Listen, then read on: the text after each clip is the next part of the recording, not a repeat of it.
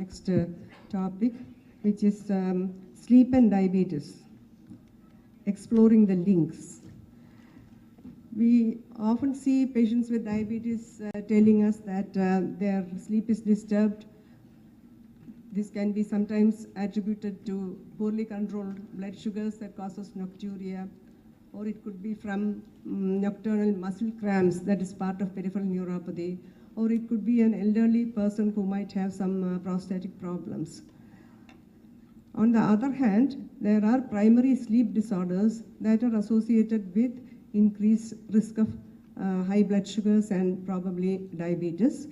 To enlighten us on this, let me invite Dr. G.R. Sridhar, who is Director of Endocrine and Diabetes Center, Visakhapatnam, and President, Endocrine Society of India, Editor-in-Chief, International Journal of Diabetes in Developing Countries. Dr. Sridhar, please. Thank you. Thank you, Madam Chairperson, for your kind words of introduction. So there are few things we do and about which we don't know why we do or why it is really necessary. And sleep is one of them. All of us sleep. We look at people sleeping and we think that yes, we sleep, fair enough, what's there to know much about it. But it's been described as the mythological phoenix. We know that sleep is there, and what it does or why it is necessary, we are not really sure. So is it that we sleep only because when there is nothing else to do? Once you have a good lunch, you have a lecture may be very interesting, but sleep may be more interesting than listening to the lecture. Or is it that it is less dangerous than roaming around? So playing a computer game is better than playing a game of cricket. So rather than waste energy and important resources, is it better to just sleep and then be done with it? Or else is it merely useful without being essential? You go to a movie hall and then you buy a bag of popcorn. So that's an add-on. Is sleep something like this? So these are questions that have been raised in a 2008 publication on PLOS biology. So they suggested, okay, let's try to prove. You have the null hypothesis. Is it possible you can have evidence for some of these things, such as, can you find any animals that do not sleep? Suppose they don't sleep. Obviously, it means sleep is just an add-on and we can do without it. Or else is it that there are some animals which can be prevented from sleeping and then they don't have to go back. For instance, you are in a job, you get a good side income. You are forced to go for 5 days of leave. Once you come back, you try to make up for what is lost. So are there any animals which do not get enough sleep, and once they go back, is it possible that they can just do as well? Or finally, is it possible that there are some models in which sleep can be prevented and nothing happens to them? The answers for this is no, there are no animals, and there are no other animals which do not need more sleep once sleep is restricted.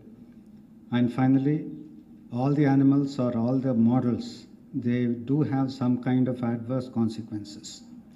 There are, of course, nitty details saying that a few animals might be able to do that, but the problem becomes deeper and deeper, because then they ask, what do you mean by sleep? So you have to quantify sleep by doing the electrophysiological studies. And then they say which phase of the sleep is important. Is the REM stage, NREM stage? So there are a lot of complications, but for the sake of us who are not sleep specialists and researchers, none of this is really true, suggesting that we need sleep. And the background for this is, why is it that people sleep or animals sleep or cells sleep?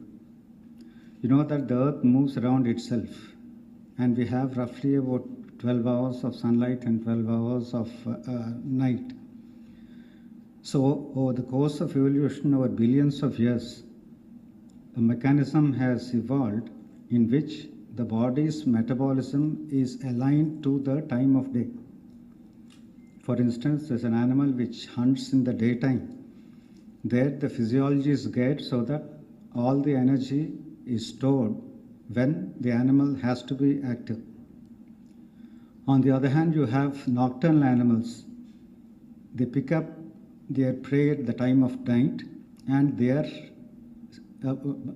body's metabolism is synchronized in such a way that they are more active in the night. So it's conserved, no matter what others say. Across species, right from lizards to snails to frogs, you find that this internal rhythm is present, and all these animals are known to sleep. And how does the rhythm really set up? Find that this is generated centrally at the level of the hypothalamus on the basis of light that is perceived by the retina, which goes into the hypothalamus, and it helps in the generation of signals that regulate sleep, feeding, glucose homeostasis, and most other processes. And the central clock also sends signals to the clock components in the peripheral tissues. That is, you have a central clock and you have a peripheral clock. There's an interaction among these three, which is synchronized by light, which falls on the retina and goes right up back into the hypothalamus. They call this a simplified version of the molecular mechanisms. So the sleep, the internal clock in the hypothalamus has a series of checks and balances, and you find proteins that are turned up and turned down, so that the body's rhythmic cycle is maintained by these very complicated. If you want to look at it, there's an advanced online publication in Endocrine Reviews, which gives a fairly detailed account of all this. To make things a little bit simpler, we could look at light that acts on the regions of the hypothalamus, sends down the neural signals, hormones, which then affects the peripheral organs as well as feeding, sleep, wakefulness, temperature, and a host of other characters of metabolism. So this is the article to which I was referring to. They've given an interesting take on electrical lighting. We take electrical lighting for granted. They said it is one thing which has brightened the night, and it has removed the stigma of the night. Until electrical lights were there, night was related to crime, sickness, sleep, and even death. So once you had the electrical light, you could control the night, and then came the shift work. Edison had famously said, what's the use of having a light bulb or electricity? Then he said that you can pay money for that, you can charge taxes for that. In the same way, once they had the light, you had shift work, and then it was possible to change the circadian rhythm. And this is an interesting diagram where they had evidence of light pollution in different times over the United States.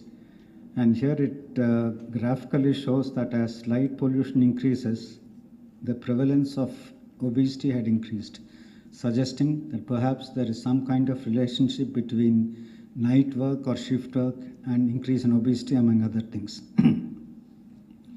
So globalization, one thing, you have the people who work for the software companies who give support to people in America, where people in India's night will be their daytime.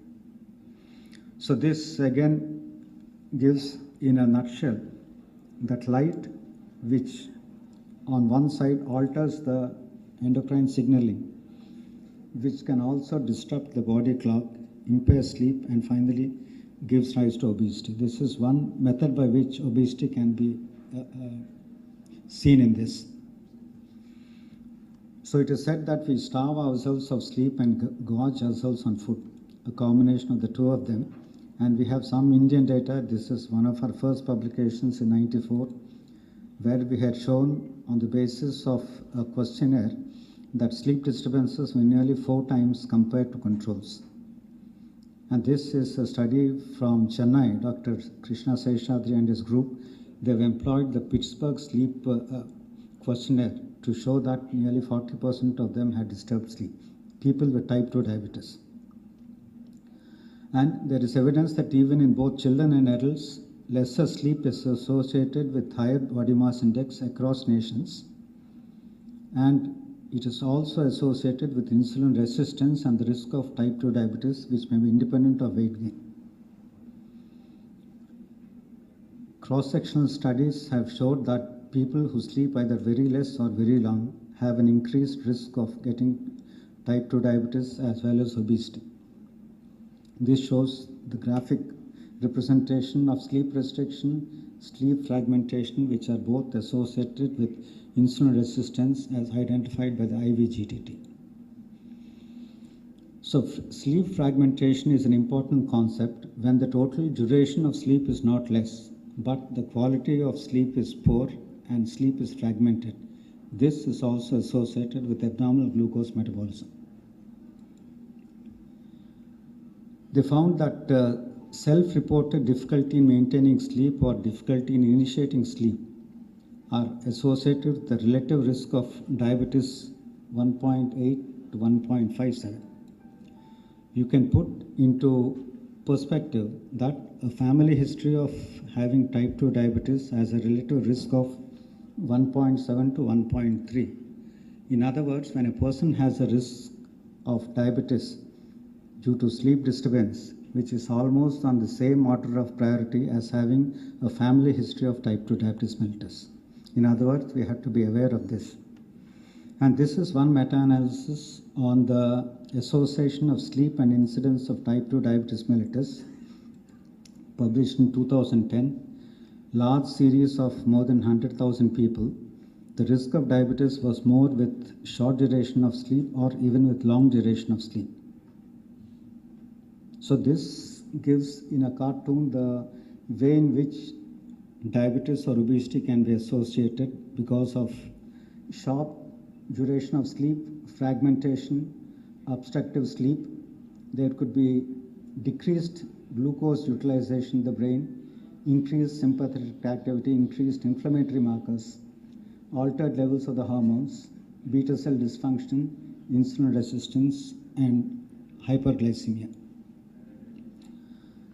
So this, I've been asked to guest edit this special issue on this of sleep and diabetes mellitus.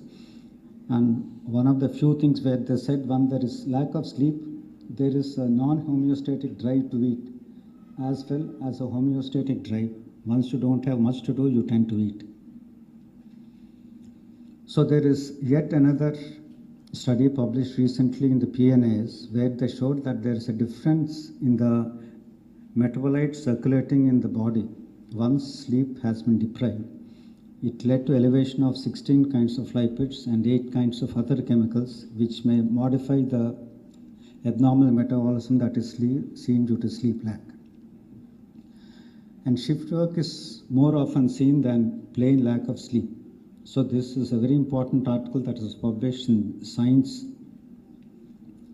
where they have seen if insulin resistance is associated with shift work. This was an experimental condition, and the results basically showed that exposure to prolonged sleep restriction with concurrent circadian disruption, that is what you see in shift work, was associated with increased glucose levels after a meal and decreased resting metabolic rate, suggesting that these people are prone to obesity and diabetes. And fortunately, at the end of 9 days, it was reversible. Unhealthy food, as I said, is one of the concomitants of lack of sleep. And chronotype is one other emerging concept. It was published recently last year in Diabetes Care. That is whether the patient likes to be awake in the morning or in the evening. So they've tried to see whether there is a difference in the glycemic control or in the insulin resistance of these different people. And what they essentially found in this group of people who are not shift workers was that the people who tended to sleep late they had a later bedtime and wake-up time, and they had a greater consumption of daily calories at dinner and later bedtimes and wake-up times. In other words, those who eat late, they tend to have greater intake of calories, greater weight gain, and worse glycosylated hemoglobin. We can't really say that that's the cause of this because there can be a bidirectional relationship, but in case you want to advise some of your patients, tell them to eat food early. And what are the biological mechanisms? As I said, hormones which increase or decrease the appetite are inversely regulated by lack of sleep. For instance, when the sleep is less, a study has shown that serum leptin, which suppresses the appetite, is lowered, and there is increased level of ghrelin, which increases the appetite. So not all sleep and obesity relationship is as a result of hormones or nervous system. You also have other factors such as the psychological well-being, the behavioral changes, environmental factors such as TV viewing, genetic predisposition, as well as socio-economic status. All these act together to produce sleep disturbances. And we tried to see whether we could identify the onset of diabetes on the basis of the number of hours that the patients sleep. But on this last series of 5,000 patients, there was no exact relationship between the onset and the prevalence of diabetes. And a few words about sleep apnea and obesity. Dr. Muralidharan has given a masterful account in the previous RSSTI, where obesity is a risk factor for sleep apnea, and sleep apnea in turn leads to insulin resistance. If you want to know whether the person has got sleep apnea, look for habitual snoring. Ask the patient's spouse whether he or she snores. In case he or she does, that's a risk factor or a surrogate for sleep apnea, and this predates diabetes by 10 years. Mechanisms, either as means of alteration of the nervous system or by the presence of other risk factors. Now the point is, how much is enough sleep? You said that sleep less and you get risk of diabetes, sleep more and you get diabetes. They say that sleeping between 7 and 8 hours is okay. And are there any genetic factors which influence this? Do genes influence the amount of sleep that is necessary? They found that some people who are healthy with just about 4 to 5 hours of sleep, some people need more. And this early study has shown that mutation of this particular factor was associated with short sleep, and they are happy. So you could say simply sleep, but how to implement is more difficult than we know the concept, but it's necessary that we implement it. Unfortunately, all we know is there's a lot of money in the bank, but we don't know how to get it. Thank you for your attention.